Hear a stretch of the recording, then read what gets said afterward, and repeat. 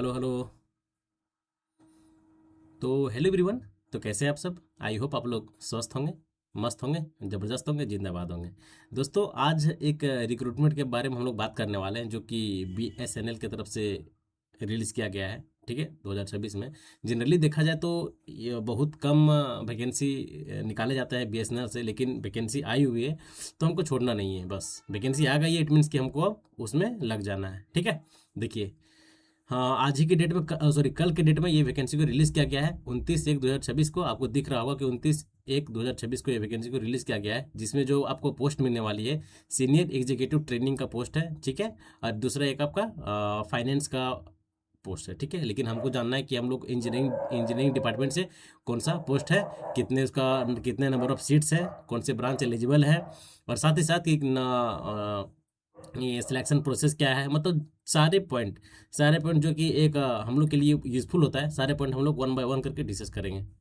तो वीडियो को लास्ट तक देखना नहीं भूलिएगा, क्योंकि सारा कुछ एक पॉइंट अगर मिस हो जाए तो आपको फिर प्रॉब्लम खड़ा कर सकता है। लेकिन सारा पॉइंट देखिएगा तो बहुत ही क्लियर कट आपको समझ में आ जाएगा। जो जो मेन मेन पॉइंट है हम पहले से उसको हाईलाइट कर दिया हूँ, ताकि आपको समझने में कोई परेशानी ना हो। ठीक है, चलिए देख लीजिए। ठीक है, इसका देखिए डेट, ऑनलाइन करने का डेट कब है। ऑनलाइन स्टार्ट कब से ये हो रहा है? 5/2/2026 से ये ऑनलाइन स्टार्ट हो रहा है।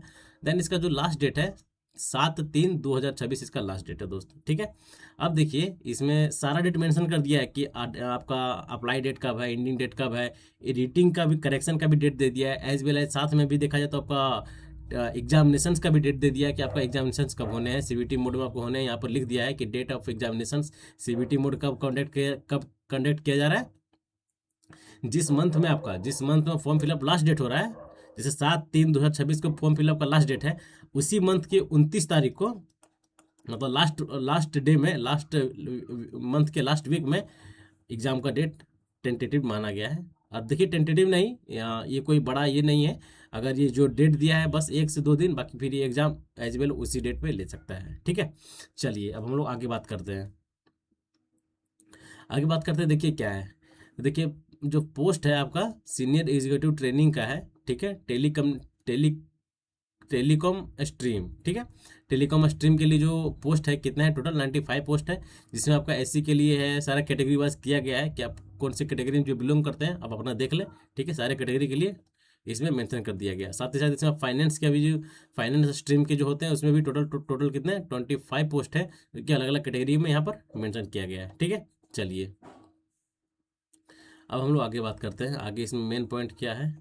मेन पॉइंट हमको, अगर हम लोग बात करें, देखिए एक पेमेंट स्केल यहाँ पर मतलब एक ओवरव्यू दे दिया गया है कि द सीनियर एग्जीक्यूटिव ट्रेनिंग का जो SET DR, direct recruitment cell be recruit in the ideal pay कितना, जो आपका ग्रेड मिलेगा E3 का ग्रेड देगा, और इसका 24,900 इसका स्टार्टिंग पेमेंट होगा, और मैक्सिमम ये 50,500 रुपये तक ये मैक्सिमम पेमेंट आपका ये इंक्रीमेंट होगा। ठीक है दोस्त, ये आपका किसका है? सीनियर टेलीकॉम, मतलब टेली इंडस्ट्री के लिए, मतलब फर्स्ट वाला है। देखिए लिखा हुआ है ना कि सीनियर एग्जीक्यूटिव ट्रेनिंग के लिए है। ठीक है, तो चलिए ठीक है, ये आपका पेमेंट स्केल हो गया। अब हम लोग आगे बात करते हैं एलिजिबिलिटी क्राइटेरिया। तो ये तो एलिजिबिलिटी क्या है, तो हो ही गए, सब कुछ होगा, इसमें कोई ये डॉट नहीं है। मेन जो हमको देखना है, देखिए एज क्राइटेरिया क्या है। एज लिमिट, कैंडिडेट शुड भी मिनिमम 21 साल, 21 साल से कम नहीं होना चाहिए इस फॉर्म को भरने के लिए। मैक्सिमम आपका 30 साल से ज़्यादा नहीं होना चाहिए। ठीक है, 30 साल से ज़्यादा नहीं होना चाहिए। कौन सा पोस्ट के लिए? दोनों के लिए, चाहे आप टेलीकॉम के लिए भर रहे हैं, चाहे आप फाइनेंस डिपार्टमेंट के लिए भर रहे हैं, तो दोनों के लिए आपका जो एज लिमिट रखा गया है 30 साल मैक्सिमम रखा गया है। ठीक है, अनरिजर्व कैटेगरी के लिए 30 ईयर, EWS OBC या CL के लिए जो मैक्सिमम एज लिमिट कितना 30 ईयर है। उसके बाद अलग अलग कैटेगरी के लिए अलग अलग एज लिमिट है दोस्तों। ठीक है, देख लीजिए। ठीक है, हमको जो मेन पॉइंट हम लोग को जानना है कि मेन पॉइंट हम लोग का क्या है, सो देखते हैं। देखिए मेन पॉइंट आपको क्या है, सो मैं आपको बता देना चाह रहा हूँ कि इसका जो मेन पॉइंट आपका है सिलेक्शन प्रोसेस। ये देखिए, यही तो मेन इंपॉर्टेंट हम लोग का है कि इसका मेन बात सिलेक्शन कैसे होगा। ठीक है, CBT हम लोग जान रहे हैं, लेकिन सिलेक्शन प्रोसेस देखिए क्या है। The candidates will be had undergone the CBT mode होगा, एक CBT टेस्ट लेगा। ठीक है, जिसमें MCQ computer based MCQ test होगा। ठीक है, MCQ ऑब्जेक्टिव रहेगा। ठीक है, जिसमें आपका टोटल क्या एप्टीट्यूड भी रहेगा, साथ ही साथ आपका टेक्निकल नॉलेज मतलब 2 सेक्शन में रहेगा, टेक्निकल रहेगा, साथ ही साथ आपका एप्टीट्यूड भी रहेगा, ठीक है। All candidate appearing in the CBT mode MCQ tab shall be score based their performance in the computer based test choice objective test type of test, ठीक है। ये तो कोई दिक्कत नहीं, ये तो हम लोग समझ ही रहे हैं क्या है क्या नहीं है, ठीक है। देखिए सेकंड पॉइंट क्या लिखा है कि on the basis of number, जो इसमें आप जो CBT में जो आपका नंबर आएगा, ठीक है, on the basis of number of session of examination arises if any normalisation of mark would be adopted, ठीक है। तो उसको अडॉप्ट किया जाएगा, ठीक है। नॉर्मलाइजेशन का भी खेला इसमें आपको देखने को मिल सकता है, ठीक है। अब देखिए नेक्स्ट क्या है, selected candidate is declared that selected candidate in the declare merit list, ठीक है। उसके बाद जब ये हो जाएगा, उसके बाद मेरिट लिस्ट निकालेगा, मेरिट लिस्ट निकालेगा should be got for document verification के लिए, ठीक है। जिसका इसका सिलेक्शन होगा उसके लिए उसको फिर आपका डॉक्यूमेंट वेरिफिकेशन के लिए बुलाया जाएगा, कोई एक सर्टेन डेट को ये करेगा और फिर आपको बुलाया जाएगा, ठीक है दोस्त। आगे देखिए क्या है, आगे क्या है, आगे कोई इंपॉर्टेंट पॉइंट आगे कोई इंपॉर्टेंट पॉइंट देखते हैं क्या है आगे की। हाँ देखिए एग्जामिनेशंस, ठीक है, स्कीम ऑफ एग्जामिनेशंस। देखिए MCQ होने वाला है, सबको पता है, लेकिन देखिए पेपर वाइज, ठीक है। किसके लिए, टेलीकॉम के लिए यहाँ दिया हुआ गया, यहाँ दिया गया है, और देन आपका फाइनेंस के लिए यहाँ दिया गया है, कोई दिक्कत। देखिए पहले हम लोग समझेंगे टेलीकॉम के लिए। टेलीकॉम के लिए आपको जो पेपर फर्स्ट कॉमन होगा, ठीक है, इसमें आपका एप्टीट्यूड टेस्ट पर्टिकुलर रहेगा, मतलब एप्टीट्यूड से क्वेश्चन रहेगा, कितने 40 क्वेश्चन रहेंगे आपका, ठीक है।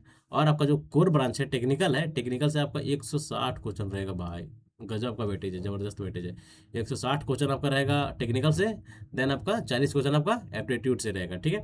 टोटल आपका 200 मार्क्स का होगा, 200 क्वेश्चन रहेगा, और आपका जो टाइमिंग मिलने वाला है 180 मिनट, 3 घंटा का टाइमिंग मिलने वाला है, ठीक है।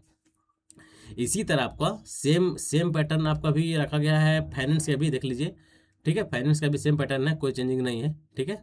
इसमें देखिए नेगेटिव मार्किंग भी है, ठीक है, नेगेटिव मार्किंग भी है, 0.25 का नेगेटिव मार्किंग है, ऐसा ही होने पे 1 नंबर मिलेगा दोस्तों, ठीक है। कोई दिक्कत नहीं है यहाँ तक, हाँ सारा चीज़ क्लियर है। और ऐसा कुछ input syllabus for aptitude for each two section telecom and finance has been detail.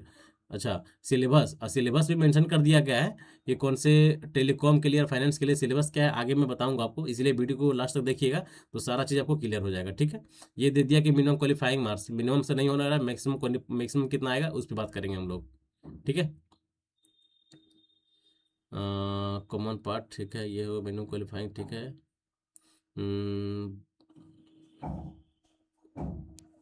ये ट्रेनिंग का दिया हुआ कि कॉमन मार्जिनल ट्रेनिंग 13 वीक का होगा, फिर कोरिलेटेड फंक्शनल स्ट्रीम 13 वीक का होगा, ऑन जॉब ट्रेनिंग 26 वीक का होगा, ठीक है। ये ठीक है, कोई दिक्कत नहीं है, पहले हम लोग समझ लेते हैं। ये देखिए एक थोड़ा सा ये इंपॉर्टेंट पॉइंट है ये, ठीक है। इंपॉर्टेंट पॉइंट क्या है, after successful completion of probation SET DR should be designated as a senior executive DR, ठीक है। अगर अब पूरी तरह से आप जो ट्रेनिंग का पीरियड है कंप्लीट कर लेने के बाद आपको एक सीनियर एग्जीक्यूटिव E3 का आपको पोस्ट मिल जाएगा, जो कि उसका पे लेवल प्रिस्क्राइब किया गया है, ठीक है, on the working of senior executive for a further of 1 year, एक साल के बाद, ठीक है। Minimum 3 years of a service from their date of appointment as a SET, मतलब 3 साल आपको जो अपॉइंटमेंट से जो डेट दिया गया उसमें से आपको मिनिमम 3 साल आपको इस पोस्ट पे रहना पड़ेगा, देन आपको फिर तुरंत ये E4 में आपको प्रमोशन कर दिया गया, देख रहे हैं ना, सारा चीज़ लिखा, सारा चीज़ मेंशन कर दिया गया है, ठीक है दोस्त। चलिए आगे देखते हैं क्या है इसका इम्पोर्टेंट पॉइंट। हाँ इसका थोड़ा एग्जामिनेशन भी बहुत तगड़ा है भाई, देख रहे हैं ना, ये तो साला, सॉरी, ये तो लगता है कि DDA JEE टाइप में पूछ रहा है भाई। DDA JEE भी इसी तरह था ना, 2500 रुपया, बस उसी तरह उतना पेमेंट ये भी ले रहा है, ये देखिए 2500 रुपया ले रहा है, ठीक है। और साथ ही साथ आपका EWS OBC ये के लिए 1250 रुपया, ठीक है। द प्रिस्क्राइब एग्जामिनेशन फी 2500 किसके लिए है, ओबीसी EWS के लिए ये है, SC ST PW BD candidate के लिए 1250 उसका हाफ है, ठीक है। अब देखिए इंपॉर्टेंट क्या है, अब हम लोग पहले देख लेते हैं कि इवन सिलेबस का क्या है, क्या कि हमको सिलेबस के बारे में जानकारी लेना है। सेंटर देखिए कहाँ का देगा, ये तो बात की बात है, पहले हमको सिलेबस देखना भाई। सीबीटी मोड होगा, ठीक है। कहाँ गया कहाँ गया, syllabus syllabus syllabus syllabus.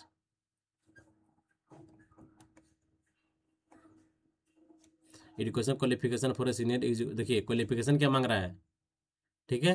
Qualification क्या मांग रहा है, सो देखिए, अगर आपके पास बीटेक है, ठीक है, किसमें, इलेक्ट्रॉनिक कम्युनिकेशन में है, इलेक्ट्रॉनिक्स में है, कंप्यूटर साइंस में है,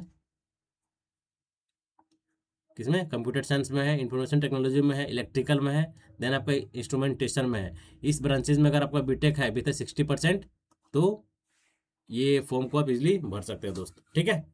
ताकि हमको इसी के बारे में जानना है। इसके बाद फाइनेंस के लिए तो हमको देखना नहीं है, क्योंकि हम लोग से कुछ रिलेट नहीं कर रहा है, ठीक है। अब देखिए पेपर फर्स्ट क्या है, सिलेबस देखिए पेपर फर्स्ट का। इसमें आपका रीजनिंग भी पाएगा, रीजनिंग भी आ रहा है आपका, कंप्रीहेंशन भी देखने को मिलेगा आपका, आपको कुछ क्वेश्चन आपको मैथ का भी देखने को मिलेगा, ठीक है। देख लीजिए सारा चीज़ मेंशन किया गया है, कोई दिक्कत नहीं होना चाहिए। इसके बाद देखिए आपका सेकंड पेपर टेक्निकल का क्या है।